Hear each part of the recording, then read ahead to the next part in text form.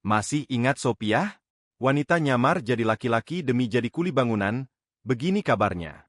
Sosok Sophia, wanita asal Indramayu, pernah menjadi sorotan warganet karena menyamar menjadi laki-laki demi menjadi kuli bangunan.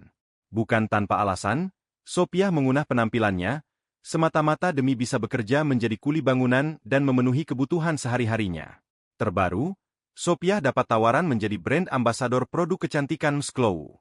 Dalam pemotretan terbaru produk tersebut, Sophia tampak dipoles penampilannya. Bak model kenamaan, Sophia tak canggung tersenyum dan berpose depan kamera. Publik pun dibuat tercengang dengan wajah Sophia yang kini semakin cantik. Kini Sophia sudah memiliki akun Instagram pribadi yang bernama Sophia Supriyatin.